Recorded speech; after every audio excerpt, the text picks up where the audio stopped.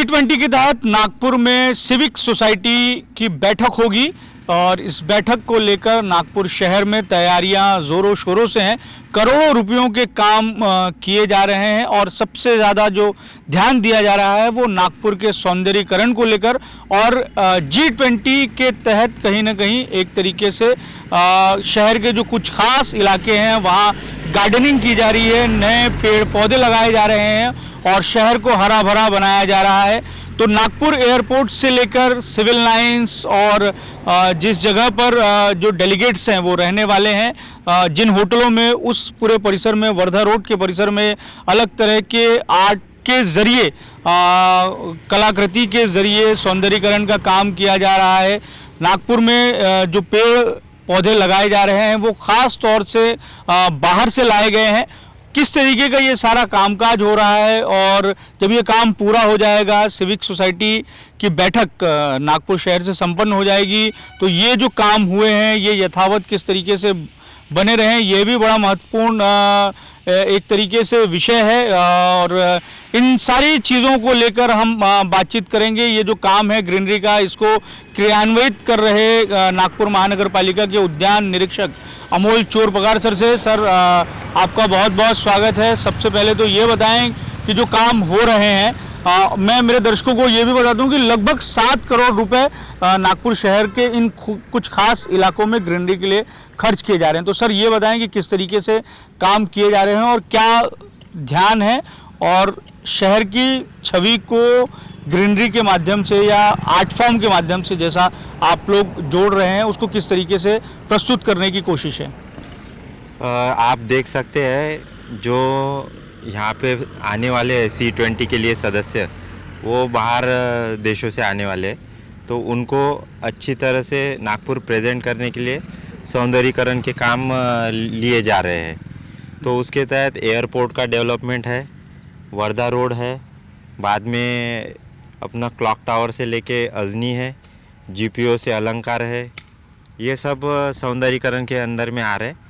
यहाँ पे हमने राजमंद्री और कड़ियम फिर उबाड़ी यहाँ से भी हमने प्लांट्स लाए हुए हैं सौंदर्यीकरण के लिए। सब डेवलप प्लांट्स है जिसके कारण जो ब्यूटिफिकेशन है उसका रेडी इफेक्ट मिलेगा अपने को। तो मतलब पेड़ की जो साइज़ और जो चूँकि जल्दी ये सारे काम करना था तो बड़े साइज़ के ही पेड़ों को यहाँ लाया गया। और किस किस तरीके के पेड़ों को लाया गया है? यहाँ पे मालफिजिया के डेवलप झाड़ है, पाम वेराइटीज़ है, फॉक्सटेल पाम है, बोगनवेल की डेवलप वेराइटी है, ये सब लगने वाली है अलग अलग एरिया में डिज़ाइन के हिसाब से। और इसके साथ साथ वर्धा रोड पे फॉक्सटेल पाम लगाए हैं, उसके बीच में दोनों के बीच में बोगनवेल के मल्टी कलर बॉल आएंगे। तो ये सौंदर्यीकरण के लिए, ये क्विक इफेक्ट के लिए ज़रूरी था और टाइम भी कम था। आचार संहिता होने की वजह से 1-1.5 महीना उसमें चला गया, इस वजह से ये डेवलप प्लांट्स को अपने को यूज़ करना पड़ा। अच्छा, इसके बारे में बताइए। अभी हम एयरपोर्ट से जब आते हैं तो पहली नज़र इसी पर पड़ती है, ये बाबा साहब आम्बेडकर का यहाँ पुतला लगा हुआ है। तो यहाँ किस तरीके से काम हो रहा है, किया जाने वाला है, और यहाँ कुछ खास कहते हैं कि इलेक्ट्रिक ट्री जैसा कुछ लगाने वाले हैं आप लोग। आप प्राइड से अगर आते हैं तो आपको दोनों साइड में दिखेंगे बड़े बड़े पैचेस है अलोंग द रोड वहाँ पे, और मीडियन में डिवाइडर में अपने सीजनल लगने वाले हैं। उसके साथ में ये जो कोन वाले स्पाइरल है वो लगे हुए। फिर डॉक्टर बाबा साहब आम्बेडकर के पास आएंगे तो उसके पीछे साइड में, दोनों साइड में इलेक्ट्रिक ट्री लगने वाला है जो यानी पुतले को एकदम ज़्यादा आकर्षक करेगा। और दोनों साइड में मालफिजिया के बॉल्स है, कोन्स है और स्पाइरल यहाँ पे लगने वाले हैं। लेकिन एक चीज़ ये भी है सर कि जैसे जो पेड़ लगाए गए हैं ये बहुत तरीके से शो के पेड़ हैं, दिखने में बहुत ज़्यादा सुंदर हैं, लेकिन पेड़ों को लेके ये कहा जाता है, आप तो खैर आप तो इस चीज़ के एक्सपर्ट ही हैं, उद्यान विभाग के निरीक्षक हैं, पेड़ पौधे के बीच में ही आप रहते हैं, लेकिन ऐसे भी पेड़ लगाए जा सकते थे कि जो दूरगामी परिणाम दे, जिसका कुछ फल मिले आदमी को, वो सिर्फ शो के ना रहें बल्कि उसके और तरह के भी कोई फ़ायदे हो। तो उस तरीके के पेड़ नहीं लगाए गए हैं। अभी जैसे ये पाम का आपने पेड़ लगाया है, ये पाम का पेड़ सिर्फ दिखने में सुंदर लगेगा, लेकिन इसका फायदा बाद में क्या होगा? कैसा है, ब्यूटिफिकेशन के साइड पे ऑर्नामेंटल ट्रीज ही लगाए जाते हैं, और जो प्लांटेशन के साइड पे है वहाँ पे शेडी ट्री लगाए जाते हैं। तो ये एयरपोर्ट है या बाकी की जो साइट्स है, ये सब अपनी ब्यूटिफिकेशन की साइट है। तो ब्यूटिफिकेशन के हिसाब से उसमें सौंदर्यीकरण में ज़्यादा से ज़्यादा उठाव आने के लिए ये डेवलप पेड़ लगाए जाते हैं। एक सवाल आपसे ऐसा है कि ये पेड़ और बाकी सारी चीज़ें तो लगा दी जाएगी, लेकिन अब चूंकि आप उद्यान विभाग के निरीक्षक भी हैं और नागपुर शहर के जो रहवासी हैं उन्हें बहुत ज़्यादा अच्छा अनुभव नहीं है नागपुर महानगर पालिका के जो गार्डन हैं। कुछ गार्डन बहुत शानदार हैं, कुछ गार्डन तो ऐसे हैं कि उनकी अवस्था क्या कही जाए। तो ये जो चीज़ें, ये जो काम हो रहे हैं, 7 करोड़ रुपए का जो कामकाज हो रहा है, ये यथावत बना रहे, सुंदर बना रहे, जिस स्थिति में लगाया जा रहा है उसी स्थिति में रहे, इसके लिए क्या कुछ तय किया गया है? इसमें इनका मेंटेनेंस भी लिया हुआ है। अभी एयरपोर्ट का ये डेवलपर ये होने के लिए 6 मंथ का मेंटेनेंस है। साथ में जो प्राइड होटल से ली मेरिडियन है उसका 3 साल का मेंटेनेंस का लिया हुआ है। और अंदर जो बर्डी के नीचे है या क्लॉक टावर से ये है, इनकी 1-1 साल का मेंटेनेंस का उसमें ही इंक्लूड किया गया है, जिसके वजह से जो डेवलपमेंट हो रही वो कंटिन्यू वैसे ही दिखे, इसका ख्याल रखा गया है। एक सवाल आपसे ये है कि ये जो पेड़ पौधों को लगाया जा रहा है, इसमें आर्किटेक्ट की मदद आप लोगों ने ली है, इसके पीछे की धारणा क्या है? और इससे मतलब किसी पेड़ को लगाने में किसी कलाकार के नज़रिए से या दृष्टिकोण से हम देख लें, सोच लें, तो वो उसमें क्या ऐसा बदलाव आ जाता है? कैसा है, समय कम था, समय कम होने की वजह से आर्किटेक्ट को यूज़ किया गया ताकि जो साइट है वो जल्दी से डेवलप हो सके। और उनका भी एक नज़रिया रहता है, हम तो पारंपरिक, वो थोड़ा सा अलग नज़रिए से उसको देखते हैं और प्लांट सजेस्ट करते हैं। अच्छा, ये पेड़ पौधों के साथ में अलग अलग थीम पे कुछ कलाकृतियों को भी दर्शाया जा रहा है, प्रदर्शित किया जा रहा है, तो इसके पीछे की धारणा क्या है और इससे सौंदर्यीकरण कितना और ज़्यादा सुंदर हो जाएगा? जैसे हम देखते हैं कि वर्धा रोड पे जहाँ हमारा क्लॉक टावर है वहाँ अलग तरीके से थोड़ी डिज़ाइन बनाई गई है, अलग तरीके से पेड़ पौधों को सेट करके लगाया गया है, तो इसके पीछे की क्या धारणा थी? कैसा है, अभी अपना सिटी जो नागपुर है वो एक ऑरेंज सिटी और टाइगर कैपिटल करके ये थीम पे अपन दिखा रहे हैं। प्लस वर्धा रोड का जो काम है वो वहाँ पे सीटिंग अरेंजमेंट और लोगों को चलने के लिए साइकिल ट्रैक, ये सुविधा करने के लिए उस टाइप का उसका डिज़ाइन है, इसलिए वो उस प्रकार से डेवलप किया गया है। और नागपुर में जैसा ऑरेंजेस है, आजू पेंच में और ताडोबा में टाइगर है, तो नागपुर को प्रोजेक्ट कर रहे एज अ ऑरेंज सिटी और टाइगर कैपिटल करके।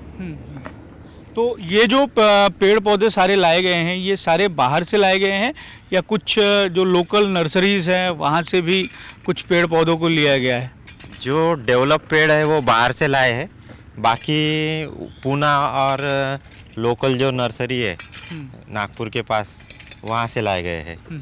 अच्छा, इसमें कुछ खास ऐसे भी तरीके के पौधे लगाए जा रहे हैं क्या जो सामान्यतः नागपुर में नहीं मिलते हैं और जिनको देखने के बाद में जब वो बड़े होंगे, मान लीजिए कि अगर भविष्य में, तो वो अलग तरीके का उसका ध्यान आकर्षित करेंगे वो? हाँ, ये जो मालफीजिया के है ये नागपुर में नहीं मिलते हैं डेवलप प्लांट्स, तो ये जब डेवलप, अभी तो फिलहाल डेवलप ही है, आगे चल के और डेवलप होने के बाद में लोगों का ध्यान आकर्षित करेंगे।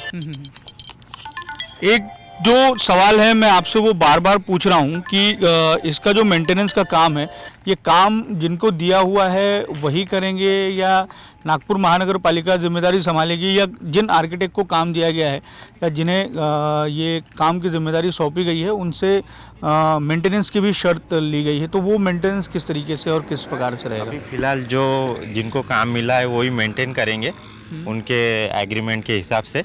फिर बाद में इसका वार्षिक टेंडर निकाला जाएगा मेंटेनेंस का, उस तहत इसको मेंटेन रखा जाएगा। तो हम ये कह सकते हैं कि ये जो काम हो रहे हैं G20 को लेके, तो अगले G20 का जो समिट चलेगा या लंबे समय तक जो G20 के समिट चलते रहेंगे उसमें भी ये जो पेड़ों का सौंदर्य है वो हमें देखने को मिलता ही रहेगा। हाँ, अपनी सिटी अभी अपलिफ्ट हो रही है, तो ये जो ब्यूटिफिकेशन किया है वो लंबे समय तक वैसा ही रहे, यही हमारी कोशिश रहेगी। अच्छा, ये जो मिट्टी दिखाई दे रही है सर, ये आजकल पेड़ पौधों को लगाने के लिए जो मिट्टी रहती है, सामान्य हम हमारे घरों में जो पेड़ लगाते हैं वो ये इस मिट्टी को भी नर्सरी में ख़ास तौर से तैयार किया जाता है, तो ये सामान्य मिट्टी नहीं है। ये मिट्टी अपने कनान की है। ये मिट्टी में पानी पकड़ के नहीं रहता है, रूट्स जल्दी डेवलप होते हैं, इसके वजह से इस मिट्टी को यूज़ किया जाता है। इस मिट्टी से यूज़ करने की वजह से पेड़ पौधे जल्दी ग्रो होते हैं, अच्छा, डेवलप होते हैं। तो ये कनान एरिया की मिट्टी है, लेकिन आजकल ये कहा जाता है कि काली मिट्टी में पेड़ ज़्यादा अच्छे तरीके से सरवाइव करते हैं, ज़्यादा बढ़ते हैं, या आजकल नर्सरी वगैरह में हम देखते हैं तो वहाँ खाद वाद प्रोसेस करके मिट्टी तैयार की जाती है। नहीं, वो अलग तरीका रहता। प्लांटेशन के लिए काली मिट्टी अच्छी है, जिसके वजह से उसमें पानी ज़्यादा दिन तक पकड़ के रहता है, तो मेजर प्लांटेशन के लिए वो यूज़ करते हैं। नर्सरी में ज़्यादातर मिट्टी और कोकोपीट यूज़ करते हैं प्लांट्स के रूट्स जल्दी डेवलप होने के लिए, तो अलग अलग प्रकार के लिए अलग अलग यूज़ रहता है। और गार्डनिंग के लिए गार्डन सॉइल यूज़ करते हैं ताकि पानी ठहरे नहीं और रूट्स जल्दी डेवलप हो। तो ये कैसे जो है वो काम नागपुर महानगर पालिका के द्वारा जो है वो नागपुर शहर के सौंदर्यीकरण और इसको बेहतर करने के लिए पेड़ पौधों को डेवलप किया जा रहा है G20 के तहत। आपसे बातचीत में ये भी पता चला कि किस तरीके से काम हो रहा है और ये भी कि गार्डनिंग किस तरीके से की जानी चाहिए। तो और अगर आपकी कोई सलाह हो कि मतलब मान लीजिए कि G20 नहीं भी हो, कोई आदमी अपने घर में गार्डन, और आपका तो खैर वो जिम्मेदारी भी है कि आप लोगों को और ज़्यादा ये प्रोत्साहित करें कि अपने घरों में आप पेड़ पौधे लगाओ, तो और कोई सलाह अगर आप देना चाहें।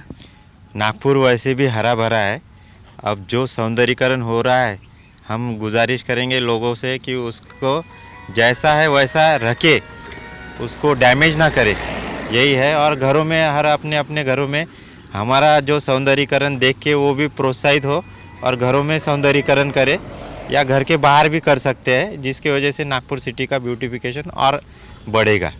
और नागपुर वासियों की तरफ से मैं भी एक आपसे गुजारिश कर देता हूं कि जो हमारे नागपुर महानगर पालिका के गार्डन है उनकी थोड़ी देखभाल अच्छी हो जाए आपकी तरफ से।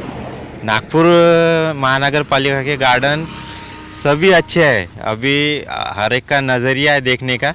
अब पहले अगर आप देखेंगे 5 साल या 10 साल पहले के गार्डन और अभी के गार्डन में बहुत ज़मीन आसमान का फ़र्क है।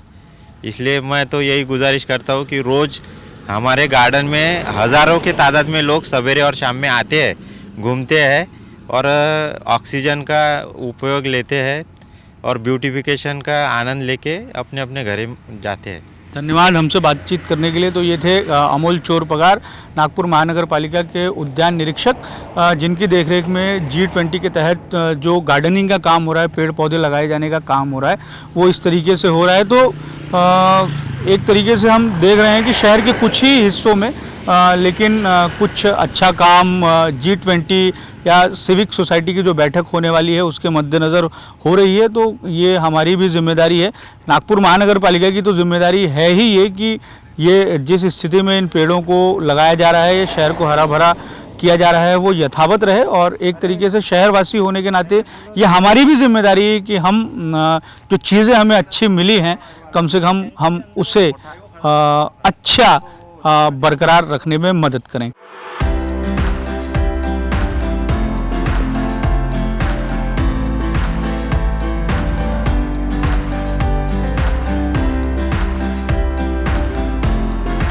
नागपुर एयरपोर्ट पर ग्रीनरी का जो काम हो रहा है उसे अंजाम दे रही हैं आर्किटेक्ट मनीषा गोतमारे। आजकल ये देखा गया है कि जो गार्डनिंग है या जो ग्रीनरी है उसको भी आर्किटेक्ट से जोड़ा जा रहा है और अलग अलग तरह के जो शिल्प होती हैं जो उन्हें साकार करने का ग्रीनरी में प्रयास होता है। तो हम मैम से बात करेंगे और जानने की कोशिश करेंगे कि आखिर किस थीम पर एयरपोर्ट में ग्रीनरी का ये जो काम है पूरा वो किया जा रहा है। मैम ये बताएं कि एयरपोर्ट में जो काम हो रहा है, एक तो सबसे प्रमुख बात तो ये है कि एक वैश्विक सम्मेलन की मेज़बानी का नागपुर को मौका मिला है। तो हमारे नागपुर की छवि जैसी भी हो, लेकिन अगर विदेश से कोई आ रहे हैं तो उन्हें सब हरा भरा और अच्छा दिखे, तो उसके लिए किस थीम पर, किस डिज़ाइन पर आप लोग काम कर रहे हैं? जी हाँ, एक तो हम प्राइड होटल से एयरपोर्ट टर्मिनल बिल्डिंग तक काम कर रहे हैं और यहाँ हमने पूरा ही ऐसे डिज़ाइन किया है कि पीपल, नेचर और कल्चर, ये थीम हमने अप्लाई किया है इस एयरपोर्ट पे। और मैक्सिमम जो भी नेटिव प्लांट्स हैं, नेटिव ट्रीज़ है, उसे ही लगाया गया है। व्हेन यू से कल्चर, तो कल्चर में हमने जो नागपुर ऑरेंजेस, टाइगर कैपिटल, ये सिटी को प्रमोट करने के लिए स्कल्पचर्स बनाए हैं, पेंटिंग्स बनाए हैं। और भी हमने अभी जैसे इस डोम में आने वाला है तो एक टाइगर स्कल्पचर आने वाला है, that is a scrap metal tiger, mature tiger है वो, और that would be a selfie point for the visitors. तो वो हमने यहाँ डिज़ाइन किया है। और भी जैसे आप अराइवल से निकलते हैं तो वहाँ पे भी एक स्कल्पचर है पिकाबू करके, so it is showing that child is looking into that mirror and he is finding change in this scenario. So that is one of our theme. और बाकी तो आप देख सकते हैं हमने यहाँ topiary, then we are doing the flags, जो भी इनवाइटेड कंट्रीज़ है और जो भी पार्टिसिपेंट्स कंट्रीज़ है उनके हमने फ्लैग्स लगाए हैं और ऑर्गेनाइजेशंस भी है इसके साथ, तो उनके भी हमने flags. So we are welcoming everyone who the delegates, those who are coming to Nagpur. अब इसमें G20 भी है और C20 भी है। तो अपार्ट फ्रॉम दिस, जैसे अभी ये टर्मिनल के आपको कॉलम्स दिख रहे हैं, तो यहाँ हमारी एक बहुत बड़ी ग्रीन वॉल आने वाली है। अच्छा। जिस पे हमारा इल्यूमिनेटेड लोगो रहेगा G20 और C20 का। So as when the delegates come out from this terminal, they will see G20 and C20 and we are promoting Nagpur city, Nagpur airport, and we are welcoming them into the city of Nagpur. And ऐसे ही जैसे Ambedkar statue देखेंगे तो that is a major highlight of this airport, कि हम वहाँ पे 6 metres के लाइट्स लगा रहे हैं, 2 लाइट्स पोल है and which runs on you can say computerized version. तो वो when you enter inside the airport from hotel Pride, तो that will be a focal point. And along with the horticulture, with the paintings, ये सब we are focusing on illumination maximum, क्योंकि रात को it's like a festival happening in Nagpur, so we are giving so much illumination in every space and the illumination is not common, it is given like हम किस चीज़ को focus करना चाहते हैं उस हिसाब से हमने ऐसा इल्यूमिनेशन दिया है। अच्छा, जो स्कल्पचर रहते हैं वो सामान्यतः हम ये देखते हैं कि वो पत्थरों पर डिज़ाइन किए होते हैं या पत्थरों के माध्यम से उसे बनाया जाता है, लेकिन आप लोगों ने पेड़ और पौधों के माध्यम से इसको तैयार करने का ये जो कंसेप्ट है, इसको आप किस तरीके से समझाएंगे हमारे दर्शकों को, और इसकी क्या विशेषताएं होती हैं और इसका क्या आकर्षण होता है? जी हाँ, जैसे कि आप देख रहे हैं ये जो बॉल्स है, इस को हम टोपियरी कहते हैं, इस टाइप के इसको, और हम वेलकम करना चाहते हैं नॉट विद द आर्टिफिशियल ये लगा के, बट वी हैव इंक्लूडेड सारा नेचुरल जो हो वो हमने इंक्लूड किया है। इसलिए we place the trees like they are welcoming, like they are standing and welcoming the delegates. तो इसलिए हमने मैक्सिमम जो ग्रीनरी का इस्तेमाल किया है वो इस तरीके से किया है कि वन शुड फील ऑलवेज, उनको एक अच्छा फीलिंग आता है, गुड फीलिंग आता है, then to see a artificial plant.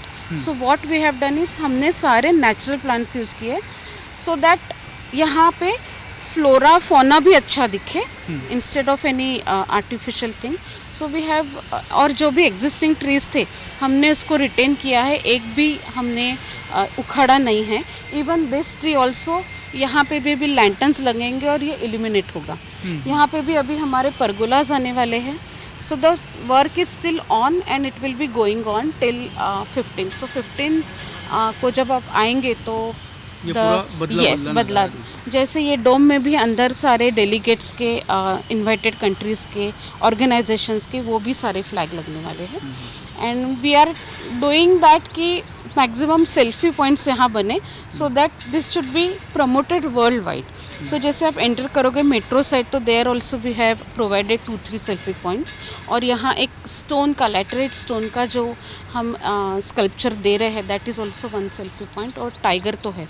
And with this we are giving orange trees those are in scrap metals और वो ऑरेंज ट्रीज को वो रात में इल्यूमिनेट होंगे. तो we are promoting this dome as और orange city and tiger capital of Nagpur. तो इस तरीके से अलग अलग थीम को ध्यान में रखकर जो नागपुर शहर में जो 4 जोन बनाए गए हैं, ये जोन वो हैं ख़ासतौर से कि G20 सम्मेलन में भाग लेने वाले जो वैश्विक प्रतिनिधि इन देशों के हमारे भारत में आएंगे, वो जिन जिन रास्तों से गुजरने वाले हैं, जहाँ जहाँ वो जाएंगे उन जगहों को सुंदर बनाया जाए और अलग अलग थीम में इन जगहों को विकसित किया जा रहा है.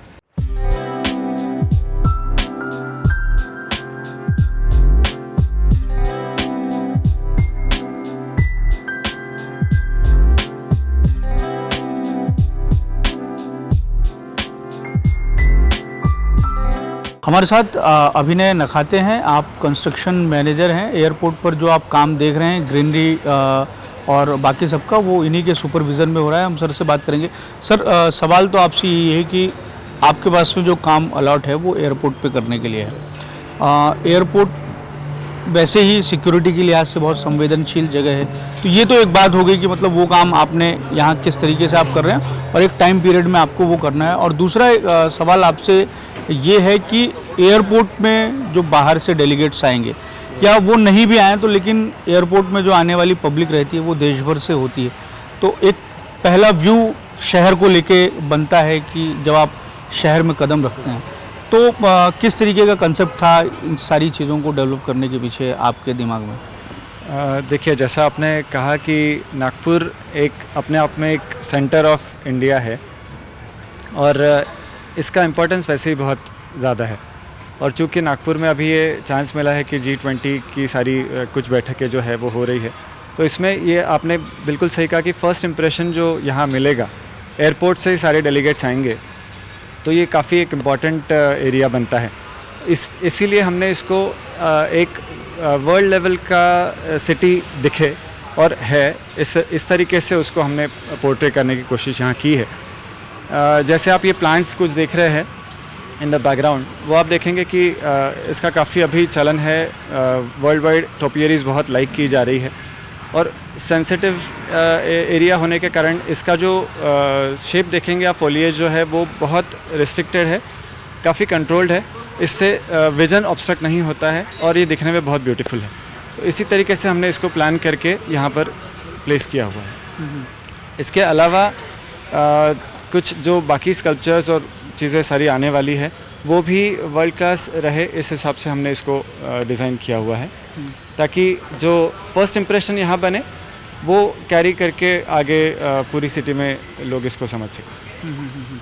आजकल एक चीज़ ये भी होती है कि किसी चीज़ को जब हम डेवलप करते हैं, ख़ास तौर से ग्रीनरी को, तो कोशिश ये होती है, और आप तो जैसे अगर आर्किटेक्ट हैं तो प्रॉब्लम का सॉल्यूशन देना भी अपने अपने कामों से एक आप लोगों की जिम्मेदारी हो जाती है. तो बहुत सारे ऐसा कहा जाता है कि कुछ इस तरीके के पेड़ है जिनके बहुत औषधीय गुणधर्म हैं या जो बहुत ज़्यादा ऑक्सीजन देते हैं, कार्बन डाइऑक्साइड सोखते हैं, तो इस तरीके के पेड़ों को लगाने की कोशिश ज़्यादा होती है या प्रयास रहता है. तो जो पेड़ों को सिलेक्ट किया गया है वो किस तरीके के पेड़ हैं? वो सिर्फ शो के पेड़ हैं या उससे बहुत ज़्यादा कुछ फ़ायदा भी होगा हमारे पर्यावरण को और प्रकृति को? बहुत अच्छा आपने पूछा है. इनफैक्ट हर पेड़ जो लगता है वो अपने आप में वही काम करता है. थोड़ा कम या ज़्यादा प्रमाण में हो सकता है, लेकिन हर नया पेड़ जब लगता है तो वो कंट्रीब्यूट करता है एनवायरनमेंट में. और कोशिश यही रहनी चाहिए हम हर किसी की कि हम ज़्यादा से ज़्यादा पेड़ लगाएं. वो कम या ज़्यादा ऑक्सीजन देते होंगे मगर वो अपने आप में एक बहुत अच्छा कंट्रीब्यूट करते हैं नेचर में. और जैसे आपने देखा होगा कि जैसे ही यहाँ पर प्लांटेशन बढ़ा है तो काफ़ी सारे बर्ड्स और बटरफ्लाइज और ये सारे कुछ यहाँ इसकी संख्या भी बढ़ेगी। अपने आप में एक काफ़ी अच्छा एनवायरनमेंट यहाँ क्रिएट होगा। और यही हमारी कोशिश रही है कि यहाँ पर जितने भी प्लांट्स लगे हैं उन सब में हेल्दीनेस है। आप प्लांट्स देखिए, काफ़ी अच्छे हेल्दी प्लांट्स हैं और इनको इसी तरीके से मेंटेन करके, इनको ग्रो करके हम यहाँ पर पूरा एक ऐसा एरिया बनाना चाहते हैं जो नेचुरली बहुत ब्यूटीफुल दिखेगा भी और नेचर के लिए वो अच्छा भी है, और इसी तरीके से इसको डेवलप करना चाह रहे हैं।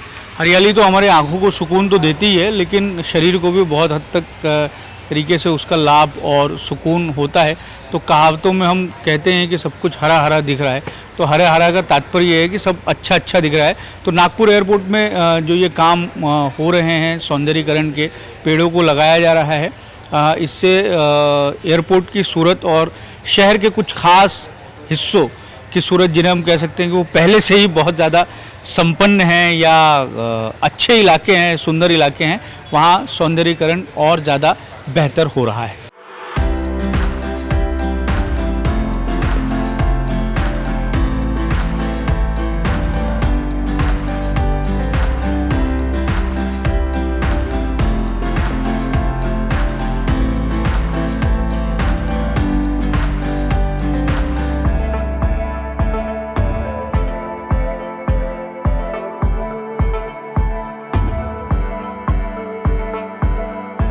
G20 सम्मेलन ने नागपुर शहर के कुछ इलाकों की एक तरीके से किस्मत खोल दी है, और ये इलाके रंग बिरंगे दिखें इसके लिए पेंटिंग का सहारा लिया जा रहा है। एयरपोर्ट पर भी कुछ खास थीम को ध्यान में रखकर पेंटिंग बनाई जा रही है।